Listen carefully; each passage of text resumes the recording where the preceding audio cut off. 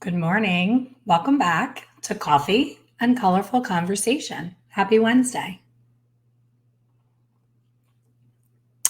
On last week's coffee chat, I talked about the importance of having a strong mentor in our industry, how important it is to find someone that's just a little bit further ahead than you are to help pull you up and guide you along the way. I share with you often that my mentor that did that for me was Beth Minardi, and she still is. She always was so forward thinking and innovative and just all around, so much wisdom as far as how to stand out in a world of, so much competition, so much noise, everybody vying for the same things. It's easy to get locked into a routine and do what you've always done because it works. And you're afraid to try something different because you're afraid of disappointing your guest. You're afraid of disappointing yourself. You're afraid of looking bad, for lack of a better word. You don't want to look like you don't know what you're doing.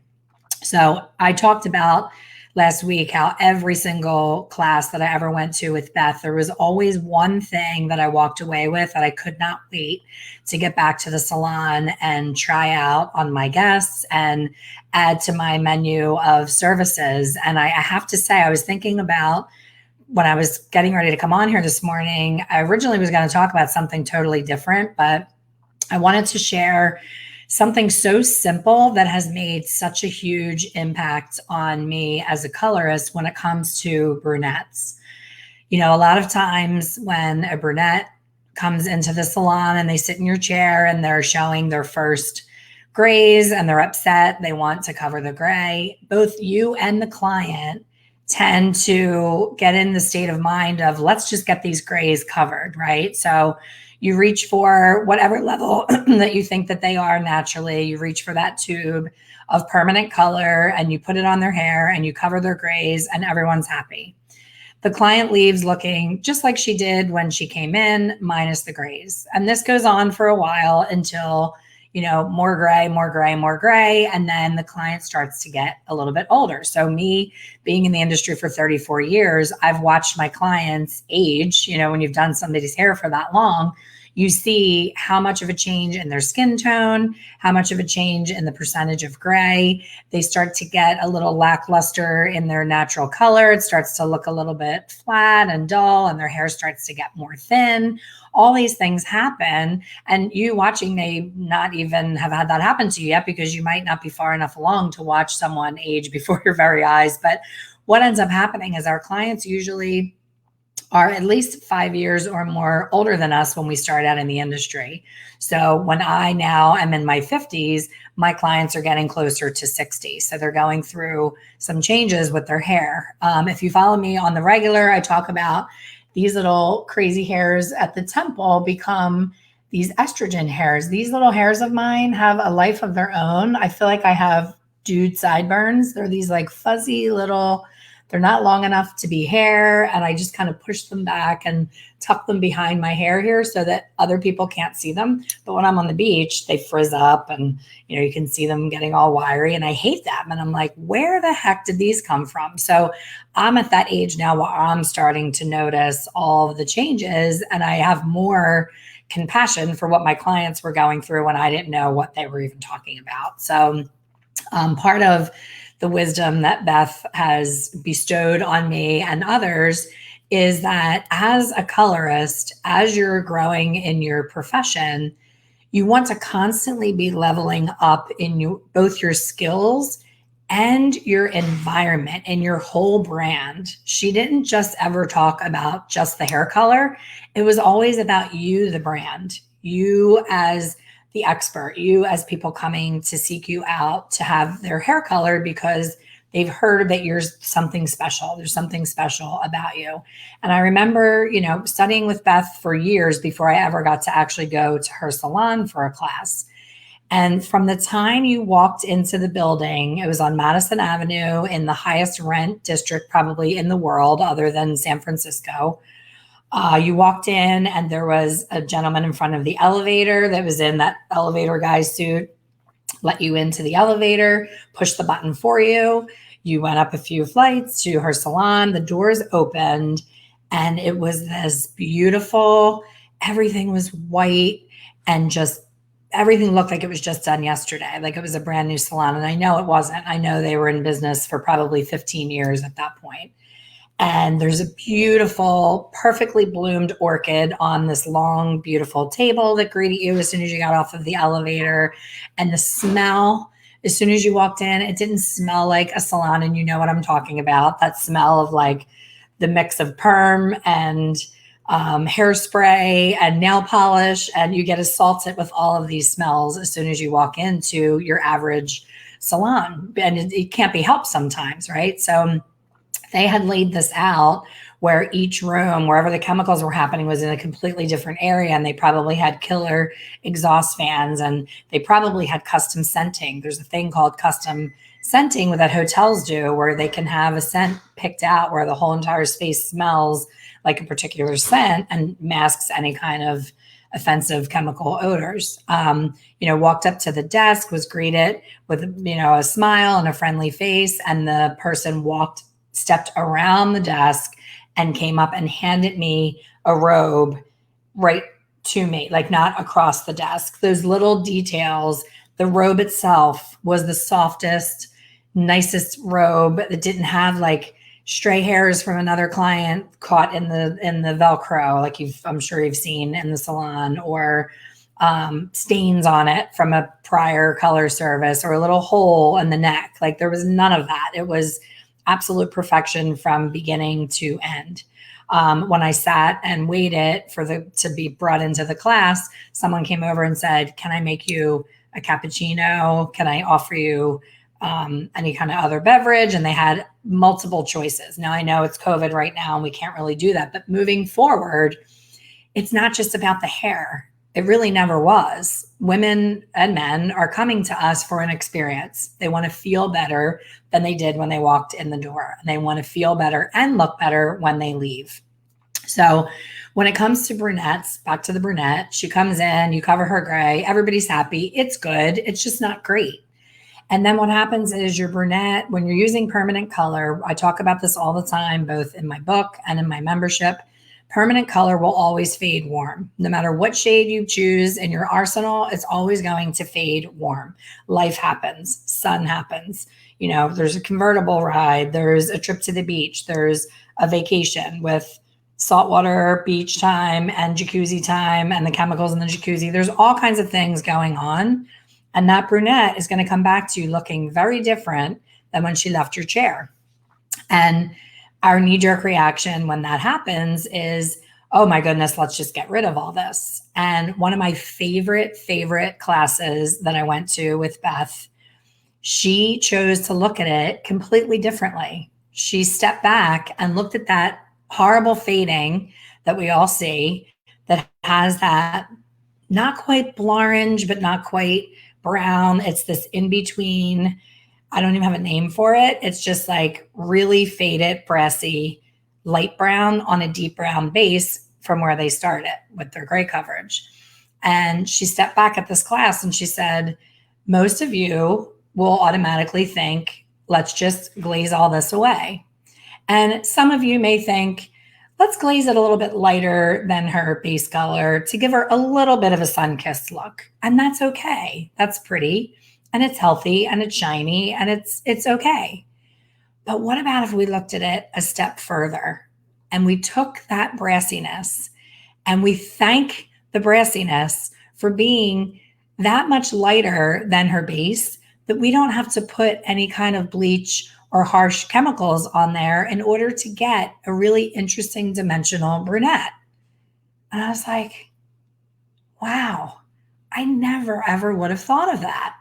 It's just one of those things that's staring you right in the eye. It's right there, but we're always in such a hurry because we book ourselves so close together that we're like, oh my gosh, I have to go. I have to get on to the next client. That you apply her root retouch, you reach for your liquid demi, either Shades EQ Gloss or Joico Lumi Shine or Goldwell Colorants or some kind of liquid demi acidic color to just then glaze away all that brassiness. Boom, done. Everything's done in 30 minutes. Under the sink, she's on her way. But in that same 30 minutes, you can do this. So I'm going to share some pictures with you of the difference in looking at it differently. And I hope this goes well because I'm not good at this. I had to use a different platform. So give me a second. I'm going to share, hopefully, my photo. So this is how she comes back. She went to Puerto Rico. She got away from the children. She had fun with her husband. Hopefully she's not having another child when she comes back. Hopefully she didn't have too much fun. And she comes in looking like this. And she's like, oh, make my gray go away. That's all she says. Because to her, she doesn't even see how faded and brassy that those ends got. And look how far down that is. It's probably some old highlights that were covered up with a glaze, and then the sun and shampoo and life, that all lifted up.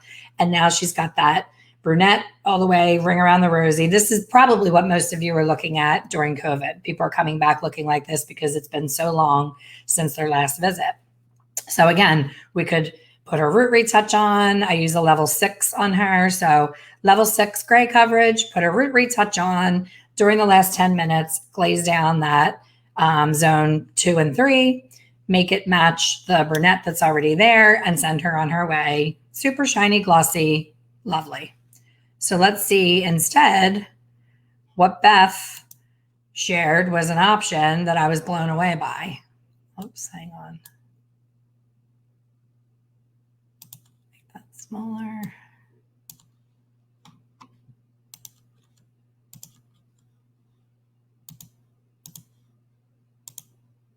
Instead, we gave her this. So yes, she got a haircut, so it looks dramatically different, but it was only this part of her hair. All that craziness was in this mid zone. And look at how beautiful those highlights are. They're like a milk chocolate on a chocolate base. So brunettes don't have to be monochromatic, all one color. I know the Kardashians started that whole thing where everybody wanted to be, Elvira black, and it was a trend. Everybody wanted to be Kim Kardashian. They thought if they made their hair black, they were going to have her money and her fame and her perks. But most women can't carry that dark of a color. For me as a colorist, I often share that I never, in 34 years of doing color, I have never used anything darker than a level 4 permanent color, ever. Corrective situations, gray coverage, no matter what. And my darkest of dark clients have, Indian descent that are, their hair looks like black coal, and it's still only a level 4. Because hair color has a lot of deposit and a lot of depth. And unless you really want to look like the Addams Family or Elvira or Cruella DeVille's dark hair, like that really super dark charcoal, no light going through it whatsoever, there's really not a need to go that dark. So with doing a simple technique, this look took me from that before picture to the after. There was 8 foils put in her hair. 8 foils during her retouch created this from that. And I was able to add on to her ticket. She was beyond thrilled because what happens is when the client gets that brassiness and that lightness, they don't even see the brassiness. They love the lightness. They love that their hair looks different on the ends. They think that in their mind, they're like, ooh, I look like one of those Victoria's Secret models. I have sun-kissed hair. She doesn't realize that unless her hair was curled, she had that ring around a rosy of all that depth and then just orangey light ends. So she was thrilled because she still got to hang on to that vacation hair, but I didn't get lazy and do the automatic, let's just dump something all over and make it all one color. So step away and just look at things a little bit differently and see how you can add something interesting. If she were to go to another salon, if she were to go on vacation and decide to have her color done in another state by another colorist, I guarantee they're not going to do this technique because they just haven't thought of it. They're going to put the roots on, set the timer, last 15 minutes, they're going to glaze through the lightness, or even worse, they're going to be old school and they're going to squirt her ends with water and they're going to add whatever's left in the bottle of permanent color And they're going to pull that all through the mids and ends and leave that permanent color on her ends for 15 minutes using unnecessary alkalinity and blowing up the cuticle for no reason, because all you needed was a little bit of deposit. So it's the little things that make the big difference. And I was able to see things differently because I had that strong mentor. And that was important to me, to always have inspiration and new ways of looking at things. You know, some people, it's a magazine. You get that American Salon, that Modern Salon, and you go through it, you know, from beginning to end, and you look at the pictures and you're so inspired. But I don't know about you, those magazines are amazing. But to me, it never inspired me for a behind the chair look. It was more, if I ever decide to really step out of my comfort zone and enter the NAHA competition for avant-garde hair. That's what's in the magazines, you know, turning hair. I talked to Oscar, who's a friend, who's a business coach. I interviewed him on my podcast, and we were talking about his career in hair. I didn't realize that he was a competition stylist. I've always known him as Oscar, the business guy. He was with Inspiring Champions, and he's into team building and growing your book and all those things. But starting out, he was a competition stylist, and he did really well in these competitions. And he turned the client's hair into a woven hat. I'm sure you've seen those in books and magazines from back in the early 80s when competition hair was a big thing.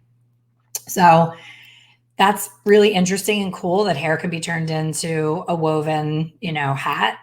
But your client's not going to come in on a Tuesday at 4:00 and say, can you weave my hair into a hat? Can you braid my hair and make it look like a big hat? You know, where would she wear that on a Tuesday? So there's inspiration for, you know, really cool things that hair can do if you really want it to.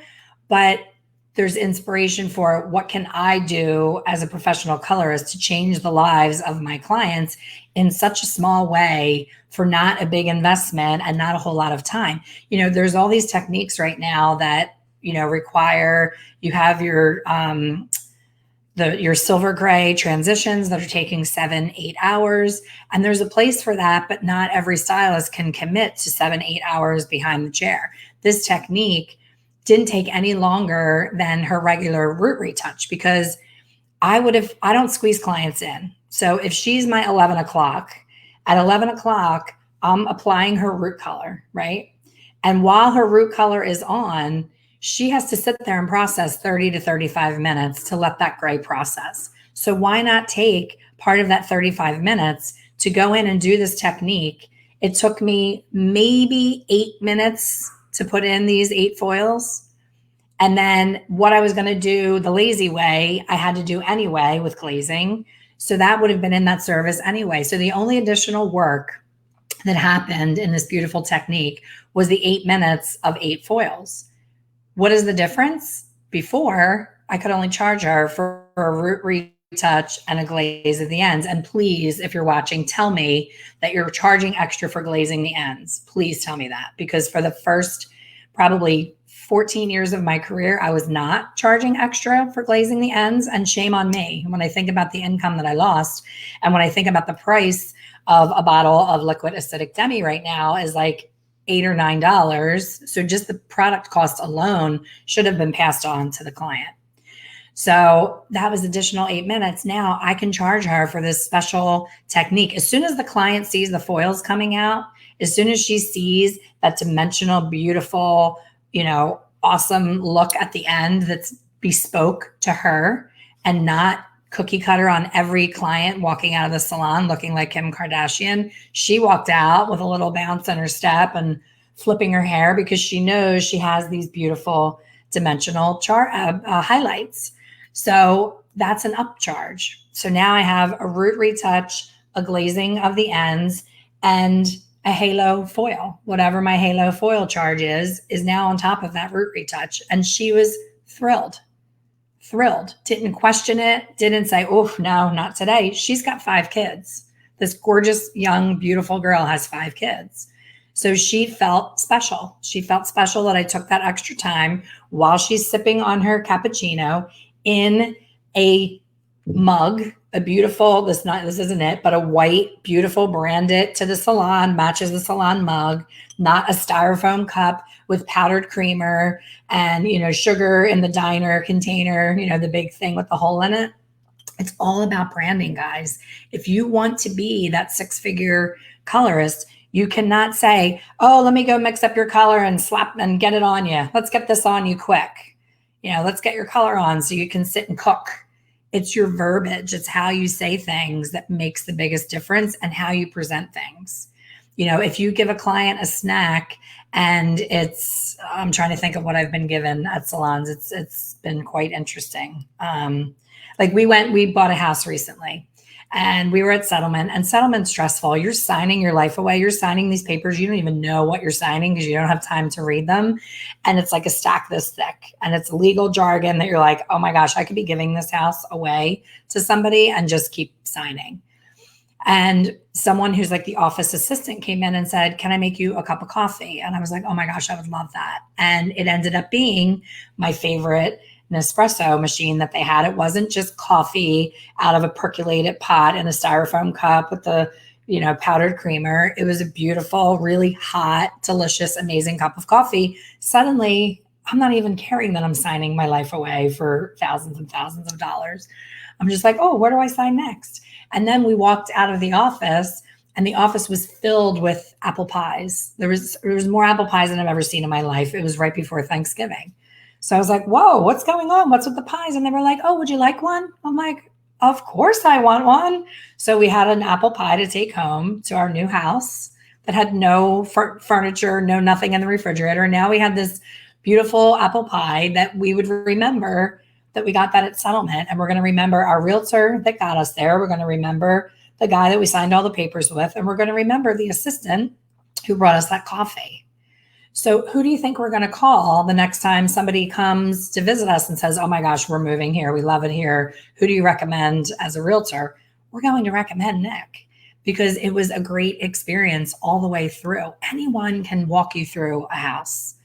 Anyone can show up, open the door, stand there, roll their eyes and let you walk around and be like, what do you think? Okay, let's move on to the next. But no, it was important to us to have a relationship with the person that was going to make a nice big fat commission from us. And he always went above and beyond. This house that I'm in right now came up when he was getting married.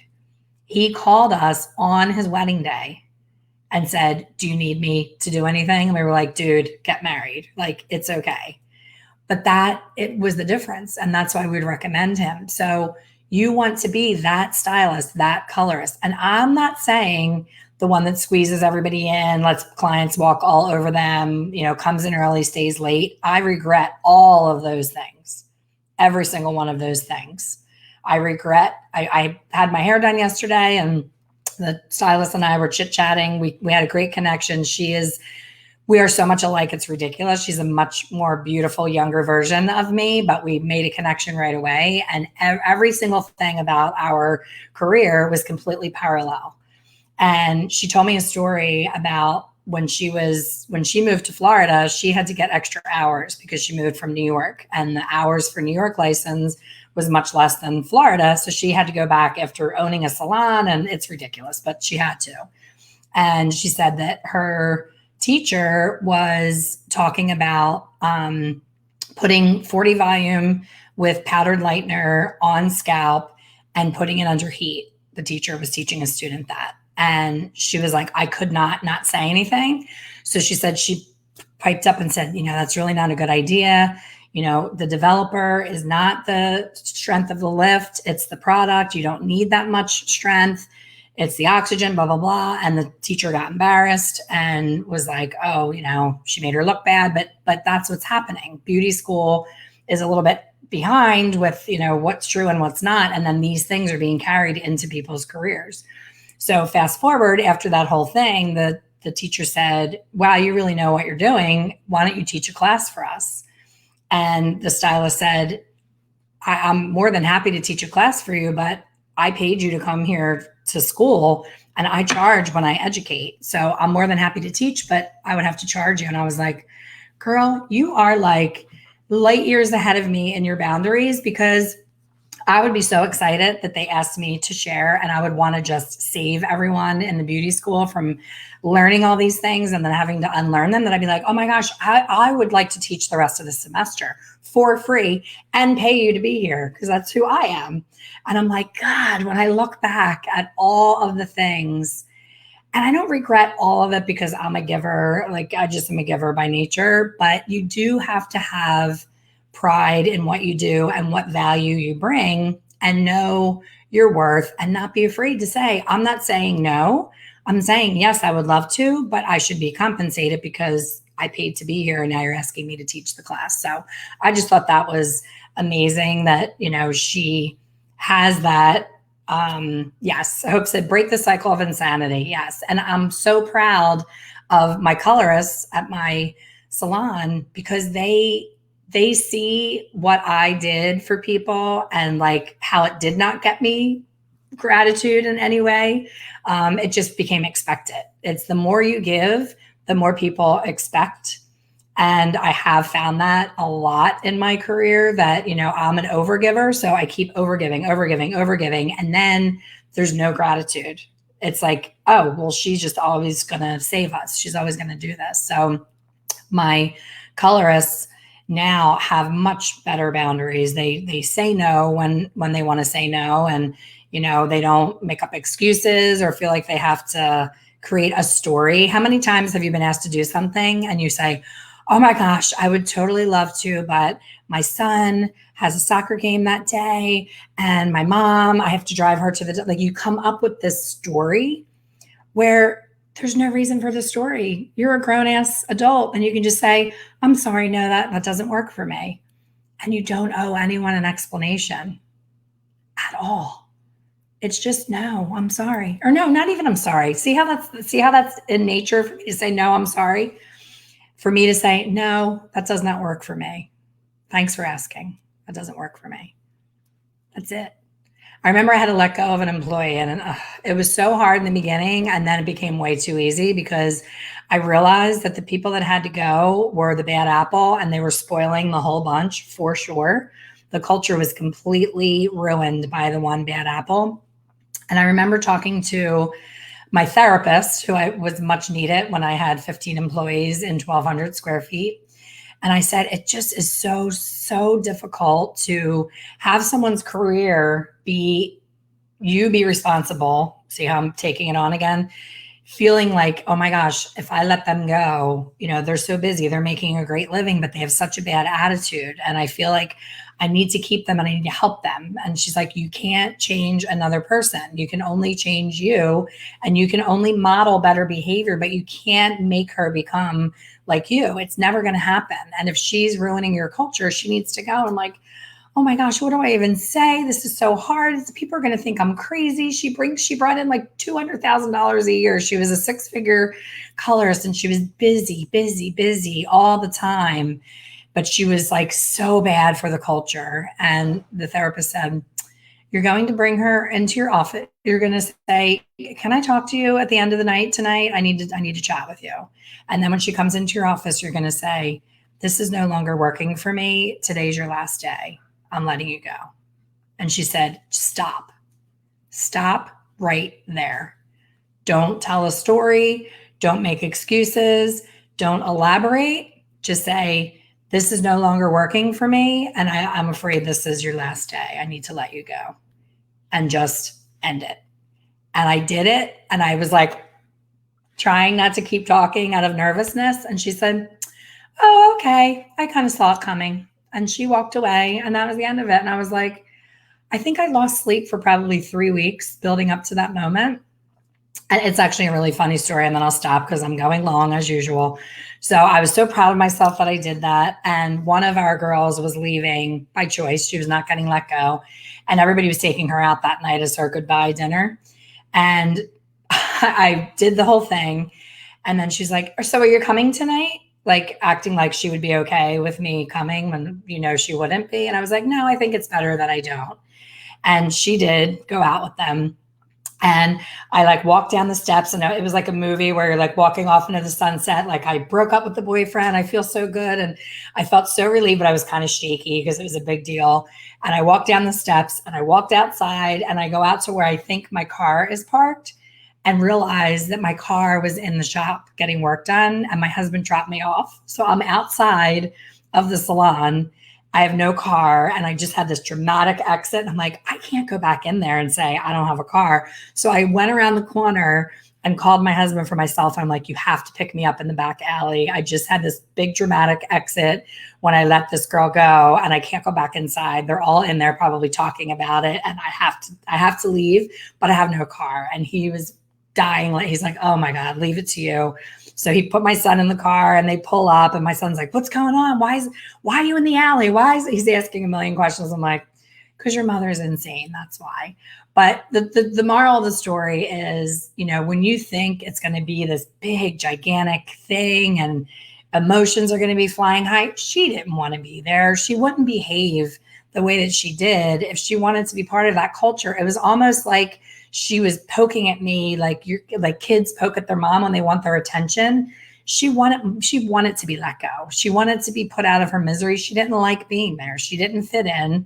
And she knew she was staying for the money and I was keeping her for the money. And shame on both of us. I look back and I'm like, it tortured my soul. Yes, I made the money, but I was miserable.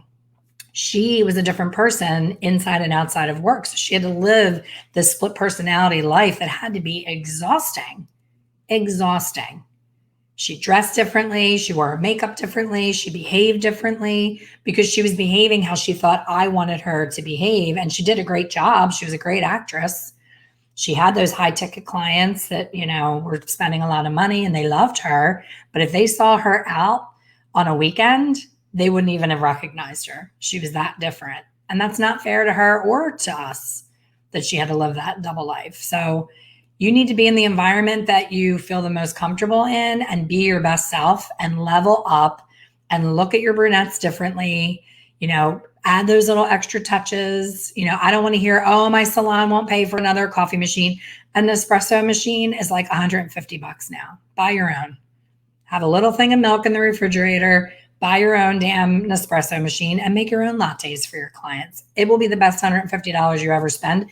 You'll get it back on your first 2 clients, gratuities. They'll be so excited that you have this amazing coffee that they'll be making their next appointment before they even leave, just for the coffee, not even for the hair or the conversation. So thanks for listening. As always, I hope that I see some of you on here have already bought your tickets to my evening with Beth. That's how I started out today, talking about what a great mentor she has been to me. And I know it's going to be a really fun night. Tickets are still available. We're keeping it fairly small, so there will be a cutoff. But if you haven't gotten your ticket yet, they're only $37 for an evening with the one and only Beth Minardi, award-winning colorist, is going to share with you all those special things that are going to make you stand out among your competition. And we're just going to have an evening of connection. Katie said, can't wait. Katie, I saw you bought your ticket. I can't wait to see you there as well. So thank you so much. And I hope to see you again next week for some coffee and some conversation. Have a great week. Take care.